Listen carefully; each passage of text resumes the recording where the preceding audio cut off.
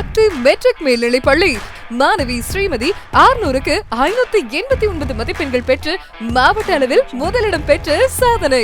சக்தி matric மேல்நிலைப் பள்ளி காணியாமூர், சின்னசேலம், கள்ளக்குறிச்சி சேர்க்கைக்கு வரவேற்கிறோம். அன்பார்ந்த மக்களுக்கு வணக்கம். நான் உங்கள் Karthik Pillai and welcome to the KTV. Gerald Felix of Redpix arrest பண்ணப்பட்டிருந்தார் மக்களே. சரி, இப்போது என்னன்னா ஃபெலிக்ஸ் ஜெரால்டை ஏன் இந்த இடத்துல ரிமாண்ட் கொடுத்தாங்க நீதியரசர் அவர்கள் அப்படிங்கிற சந்தேகம் அவங்க மனைவியும் எழுப்புகிறாங்க, அவங்க அட்வொகேட் எழுப்புகிறாங்க. பப்ளிஷர்ஸ் தானே, ஏன் அரெஸ்ட் பண்ணாங்க அப்படிங்கிற, ஏன் ரிமாண்ட் பண்ணாங்க அப்படிங்கிற சந்தேகத்தை எழுப்புகிறாங்க. ஆனால் ரிமாண்ட் பண்ணுறதுக்கு முன்னாடி நீதிபதி அவர்கள் அந்த வீடியோ ஆஃப்னர் பார்க்குறாரு. அந்த வீடியோ ஆஃப்னர் பார்த்ததுக்கப்புறம் ரிமாண்ட் பண்ணுறாரு அப்படின்னால் எந்த ஒரு பாயிண்ட் ரிமாண்ட் பண்ணுறதுக்கு தூண்டி இருக்க முடியும் அப்படிங்கிறத டீட்டெயில்டாக பார்க்க போகிறோம் இந்த பதிவில்.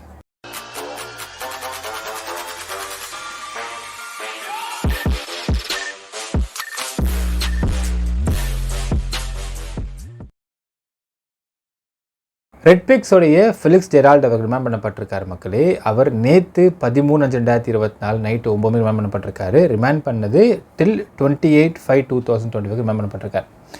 இப்போ என்னன்னால் இவர் ரிமாண்ட் பண்ணுவதற்கு எந்த அடிப்படை ரிமாண்ட் பண்ணாங்க அப்படிங்கிறத ஒரு சின்ன ஹிஸ்ட்ரி பார்த்துடலாம். திருச்சியை சேர்ந்த டிஎஸ்பி யாஸ்மின் அப்படிங்கிறவங்க கம்ப்ளைண்ட் கொடுக்குறாங்க. அந்த கம்ப்ளைண்ட் என்னென்னு பார்த்தீங்கன்னா, ரெட்பிக்ஸில் போடப்பட்டிருந்த ஒரு இன்டர்வியூ. அந்த இன்டர்வியூவில் சவுக் சங்கர் பேசுகிறார். அந்த சவுக் சங்கர் பேசின அந்த இன்டர்வியூவில் டெரகேட்டரி ஸ்டேட்மெண்ட் எடுத்து விட்டுருக்காரு பெண் போலீஸை பற்றி. அதை இவர் பப்ளிஷ் பண்ணியிருக்காரு. அப்படின்றனால இவரை A2 சேர்த்து இந்த இடத்த ரிமாண்ட் கொண்டு வந்திருக்காங்க. ஸோ இவர் டெல்லிக்கு போகிறார். டெல்லியில் ப்ரெஸ் கவுன்சிலில் போய் மீட் பண்ண போகிறாரு. அந்த இடத்த போயிட்டு இவரை அரெஸ்ட் பண்ணி கூப்பிட்டு வராங்க. கூட்டிகிட்டு இந்த இடத்த என்ன ஆர்குமெண்ட் போச்சுன்றதை ஃபஸ்ட்டு பார்க்கணும் மக்களே. இப்போ இந்த ஆர்குமெண்ட் தான் மிக மிக முக்கியம். நேற்று ஈவினிங் அரௌண்ட் 7:30க்கு கோர்ட்டுக்குள்ளே போனதாக தகவல் இருக்குது மக்களே. கோர்ட்டுக்குள்ளே போகிறாங்க. கோர்ட்டுக்குள்ளே ஃபெலிக்ஸ் இருக்கார். ஃபெலிக்ஸோடைய கவுன்சில்ஸ் இருக்கிறாங்க. கூடவே பார்த்திங்கன்னா ஒரு சில ஃபீமேல் விமன் போலீஸ் இருக்கிறாங்க. கூடவே பிபி இருக்கார். இப்போ இந்த இடத்துல என்ன ஆர்குமெண்ட் போச்சுன்றதை ஃபஸ்ட்டு பார்த்துடலாம். இப்போது ஃபெலிக்ஸ் தரப்பில் இருக்கக்கூடிய கவுன்சில் சொல்கிறாங்க இந்த மாதிரி ரிமாண்ட் வேண்டாம் அப்படிங்கிறாங்க. என்ன பாயிண்ட்டை முன்வைக்கிறாங்கன்னா, இந்த 30/4/2024 வெளிவந்த அந்த ஒரு வீடியோவில் ரெட்பிக்ஸ் அப்படிங்கிற நிறுவனம் அதை பப்ளிஷ் தான் பண்ணாங்க. அவங்க எந்த விதமான ஸ்டேட்மெண்ட்ஸும் வெளியே விடலை. ஸோ அந்த அடிப்படையில் அதில் பேசின அந்த சவுக்கு சங்கர் அரெஸ்ட் பண்ணப்பட்டு ரிமாண்டில் இருக்கார், உள்ளே இருக்கார் ஆல்ரெடி. இப்போ அதை பப்ளிஷ் பண்ணவங்களே அரெஸ்ட் பண்ணுறது எந்த முகாந்திரம் இருக்க முடியும் அப்படின்னு கேட்குறாங்க. Point number 1. பாயிண்ட் நம்பர் 2 பார்த்திங்கன்னா, இந்த ஒரு இன்டர்வியூ பொறுத்து ரெட்பிக்ஸ் ஃபெலிக்ஸ் எந்த கருத்து எங்கேயும் தெரிவிக்கலை. இவர் ஆங்கரிங் தான் பண்ணுறாரு. ஸோ இவர் மேலே ஏன் இந்த வழக்கு போடுறாங்க அப்படிங்கிற பாயிண்ட்டை முன் வைக்கிறாங்க மக்களே. ஸோ இப்போ இதுதான் இன்னொரு விஷயம் பார்த்தீங்கன்னா மக்களே, இது இவங்க தரப்புடைய வாதம். அடுத்தது ஓப்பன் கோர்ட்டில் விமன் போலீஸ்லாம் அவங்க கிரீவன்ஸை முன் வைக்கிறாங்க. என்ன சொல்கிறாங்கன்னா, சார் அந்த வீடியோவை பார்த்தால் அதில் அருண் IPS அவர்கள் ADGP ஐலண்டோ பார்த்துட்ருக்காரு. அவர் கூட பல பெண் போலீஸ் பழகிறாங்க, லவ் பண்ணுறாங்க. அப்படின்னால் அவங்க ஏன் லவ் பண்ணுறாங்க? அழகாக பார்த்து லவ் பண்ணுறாங்களா? கிடையாது. கொஞ்சம் அட்ஜஸ்ட் பண்ணிருந்தா நல்ல ப்ரொமோஷன் கிடைக்கும் தான் லவ் பண்ணுறாங்க அப்படிங்கிற மாதிரி ஒரு வார்த்தை விட்டுருக்காரு. இது என்ன ஆகுதுனால், எங்கள் குடும்பத்திலேயே எங்கள் வீட்லேயே இது ஒரு பெருத்த சந்தேகத்தை ஏற்படுத்த ஆரம்பிக்குது. இப்போ நாங்கள் வெளியே போனாலும், இப்போ இது வரைக்கும் எங்கள் சமுதாயத்தில் பெண் போலீஸ்ன்னு சொல்கிற ஒரு இது இருக்குது. எங்கள் சொந்தக்காரங்க மத்தியிலே ஃபோன் போட்டு கேட்குறாங்க, என்னப்பா இப்படிலாம் சொல்கிறாங்களே உண்மையான்னு கேட்குறாங்க. அது மட்டும் இல்லாமல் எங்கள் குடும்பத்துக்குள்ளேயே எங்கள் கணவரே இந்த கேள்வியை முன்னெடுத்துறாரு. ஏன்னா இப்படிலாம் இருக்குதா அவங்க டிபார்ட்மெண்ட்டில், உனக்கும் இப்போ நடந்திருக்கான்னு கேட்குறாரு. அடுத்தது எங்கள் சொந்தக்காரங்க ஆகிறவங்களாம் இருப்போம், அவங்களாம் எங்களை ஒரு மாதிரி பார்க்குறாங்க. வெளியே சமுதாயத்தில் நாங்கள் ஒர்க் பண்ண முடியல, போயிட்டு ஒர்க் பண்ண போனால் ஒரு மாதிரி பார்க்குறாங்க. இப்படி தான் அவங்க ப்ரொமோஷன் வாங்குறாங்களா அப்படின்ற மாதிரி பார்க்குறாங்க. இது எங்களுடைய ஒட்டுமொத்த விமன் போலீஸ்க்குமே ஒரு பெரிய அசிங்கத்தை ஏற்படுத்திருக்குன்னு சொல்லிட்டு அவங்க கிரீவன்ஸை முன் வச்சுருக்காங்க நேற்று கோர்ட்டில், ஓப்பன் கோர்ட்டில். இது முடியுது மக்களே. முடிஞ்சதுக்கு பிறகு பிபி சொல்கிறாரு, இதை ரிமாண்ட் கண்டிப்பாக பண்ணி ஆகணும்னு கேட்குறாரு. என்ன காரணம் முன் வைக்கிறாரு பார்த்தீங்கன்னா, இந்த டெரகேட்டரி ஸ்டேட்மெண்ட் அப்படிங்கிறதை ஒரு பப்ளிஷர்ஸாக இவர் நீக்கியிருக்கலாம். இவர் நீக்கலை. ஏன்னால் இந்த கொடுத்த இந்த ஸ்டேட்மெண்ட், இன்ஃபேக்ட் இன்னொரு வார்த்தையும் ஃபெலிக்ஸோடைய கவுன்சில் சொல்கிறார். என்னன்னால், சார் இந்த ஃப்ரண்ட்டில் டிஸ்க்ளைமர் போடுவோம். டிஸ்க்ளைமரில் எந்தெந்த ஸ்டேட்மெண்ட்லாம் ஸ்பீக்கர்ஸ் வரும் அவங்களே சார்ந்தது தான் நாங்கள் போடுவோம். இப்போ எப்படி நீங்கள் பப்ளிஷர்ஸ் அரெஸ்ட் பண்ணுறதுக்கு முகாந்திரம் இருக்குன்னு கேட்குறாரு. அதுக்கு என்ன பதில் சொல்கிறாருன்னு பார்த்தீங்கன்னா, அஃப்கோர்ஸ் ஸ்பீக்கர்ஸ் பேசக்கூட ஸ்பீக்கரை சேர்ந்தது தான். ஆனால் ஒரு பப்ளிஷர்ஸாக அதில் வந்து ஆதாரம் இருக்கா இல்லையா அப்படிங்கிறதை அவங்க பார்த்து தான் வெளியிடணும். அதை பார்க்காம வெளியிட்டிருக்காங்க அப்படிங்கிற இந்த குற்றச்சாட்டை பிபி முன் வச்சிருக்கார். இப்போ என்னென்னா இது மூணுத்தையும் வந்து எல்லாத்தையும் கேட்குறாரு ஜட்ஜு, முடிவெடுக்கலை. என்ன சொல்கிறாங்கன்னா நாங்கள் இந்த வீடியோ பார்க்கணும் அப்படிங்கிறாங்க. வீடியோ போட்டு காட்டப்படுகிறது ஓப்பன் கோர்ட்டில். அதை அரை மணி நேரம் அவங்க கேட்குறாங்க. அரை மணி நேரத்துக்கு மேலே கேட்டு அதை வந்து ஆஃப் பண்ணிவிட்டு தென் ரிமாண்ட் கையெழுத்து போடுறாங்க. இப்போ அரை மணி நேரம் கேட்குறாங்கனால் அந்த அரை மணி நேரத்தில் அவங்களுக்கு என்ன தோணியிருக்க முடியும் அப்படிங்கிறத இங்கே பார்க்க போகிற மக்களே. ஃபஸ்ட் அண்ட் ஃபோர்மோஸ்ட் திங், இப்போ இந்த சந்தேகம் வந்து அவங்களோட மனைவிக்கும் இருக்கலாம், அவங்களுடைய கவுன்சிலுக்கும் இருக்கலாம், மக்கள் சில பேருக்கும் இருக்கலாம். ஃபஸ்ட் அண்ட் ஃபோர்மோஸ்ட் திங், ஏன் வந்து ஆங்கர் அப்படிங்கிற வார்த்தையை உபயோகப்படுத்துகிறாங்க ஒரு இன்டர்வியூலன்னு பார்த்தீங்கன்னா, அவர் தான் சில கேள்விகளை சில பதில்களை தோண்டி எடுப்பதற்கு ட்ரிகர் பண்ணுறார். First point. செகண்ட் பாயிண்ட், இப்போ இப்படி ட்ரிகர் பண்ணுறாரு அப்படின்னால் ஏதாவது ஸ்பீக்கர்ஸ் பேசுகிறாங்கன்னா, சார் இதுக்கு வந்து ஆதாரம் இருக்கா, நீங்கள் ஆதாரம்லாம் முன்வைக்கிறீங்களே, இது நாங்கள் வந்து பதிவு பண்ணலாமா அப்படின்றத கேட்பாங்க. இதனால தான் இவங்க ஆங்கர் அப்படிங்கிறாங்க. ஆங்கரிங் அப்படின்ற வார்த்தை ஏன் சொல்லப்படுதுனால், லங்கூரை மாதிரி போட்டு நச்சுன்னு பொருந்தது மட்டும் கிடையாது. சில இடங்கத்தில் they have to trigger the questions, trigger the answers by using their questions. ஆனால் இந்த ஒரு இன்டர்வியூ அப்படிங்கிறது it was not anchoring, it was discussing. அதாவது ரெண்டு பேருமே ஒரே விஷயத்தை பற்றி பேசுகிறாங்க, சவுக்கு சங்கர் அண்ட் ஃபிலிக்ஸ். ரெண்டு பேரும் சவுக்கு சங்கர் சொல்லக்கூடிய விஷயத்தை ஃபிலிக்ஸ் வந்து ஆமோதிச்சிட்டே இருக்கார், எதிர்க்கலை, எதிர்கேள்வி கேட்கலை. எப்படி இருக்குன்னா மக்களே, நம்ம ஜென்ரலாக வந்து ஃப்ரெண்ட்ஸ் கூட பேசுகிறப்போ உட்காந்து டீக்கலில் பேசிகிட்டு இருப்போம். இப்போ டீக்கலில் உட்காந்து பேசுகிறப்போ ரெண்டு பேரும் ஒரே மேட்டர் தான் பேசிக்கிட்டு இருப்போம், மாற்றி பாயிண்ட்ஸை வந்து ஃபேவராக கொடுத்துட்டே இருப்போம் பாருங்கள். அந்த மாதிரி நடந்த ஒரு ஜென்ரல் டிஸ்கஷன்ஸை கேமரா வச்சு எடுத்த மாதிரி இருக்குது. இதனால தான் இந்த இடத்துல ஃபிலிக்ஸும் வந்து ஒரு குற்றவாளியாக பார்க்கப்படுகிறார். நீங்கள் ஒரே ஒரு கேள்வி தொடர், நீங்கள் வந்து இப்படி ஒரு குற்றச்சாட்டை முன்வைக்கிறீங்க, அருண் ஐபிஎஸ் அவர்கள் இந்த மாதிரி பண்ணுறாருனால் இதுக்கு இதான் காரணம் முன்வைக்கிறீங்க. அதே மாதிரி விமன் போலீஸ் எல்லாருமே ப்ரொமோஷன்ஸை வந்து அருண் ஐபிஎஸ் கிட்ட வாங்குறதுக்கு இப்படி தான் அட்ஜஸ்ட்மெண்ட்டு வாங்குறாங்க அப்படிங்கிற ஒரு குற்றச்சாட்டை முன்வைக்கிறீங்க. இதுக்கு ஏதாவது வந்து இன்சிடென்ட்ஸ் இருக்கா, கோட் பண்ண முடியுமா, அப்படி ஏதாவது வாங்குறவங்க ஆள் தெரியுமா உங்களுக்கு, அவங்க பேர் சொல்ல வேண்டாம், சூசகமாக நீங்கள் சொல்லுங்கள், அப்படி ஏதாவது கேட்டிருக்கணும். ஏன்னா இது ஒரு மிகப்பெரிய குற்றச்சாட்டு. போகிற போக்கில் ஜென்ரலாக பார்த்தா மக்களே, இப்போ ரெண்டு பேர் வந்து நீங்கள் ஒயின் ஷாப்புக்குள்ளே போனால் தெரியும், ஃபுல் மப்பில் இருப்பாங்க. ரெண்டு பேர் ஃபுல் மப்பில் உட்காந்துட்டு எதில் உட்காந்துக்கிட்டு கண்டு மணி பேசிகிட்டு இருப்பானுங்க. நீங்கள் you cannot sit there for 5 minutes. உட்காந்து கேட்டிங்கன்னா அவ்வளோ அருவறுப்பாக இருக்கும் அந்த கான்வர்சேஷன்ஸில் இடங்களில். அப்படியாக இருந்திருக்கு இந்த இன்டர்வியூ அப்படிங்கிறத நம்ம பார்க்க முடிகிறது.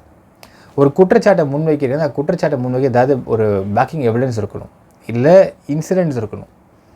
ஏன்னா இதை நீங்கள் போடுறவங்க நாங்கள் இதை நம்ம வெளியிட்டோம்னா இது நாங்கள் ஆமோதிக்கிற மாதிரி ஆகிடும் அப்படின்ற ஒரு எண்ணம் ஃபஸ்ட்டு ஃபிலிக்ஸ்க்கு இருக்கணும்.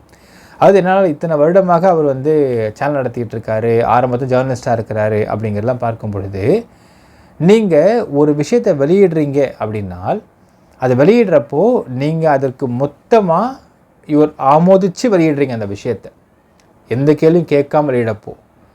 தொடர் நான் அதை வெளியிடுறேன், எனக்கு இதில் வந்து சிக்கல் வந்துடக்கூடாது, ஏன்னா நீங்கள் வந்து ஒரு முக்கியமான பாயிண்ட்டை முன்வைக்கிறீங்க, இது மிகப்பெரிய குற்றச்சாட்டு.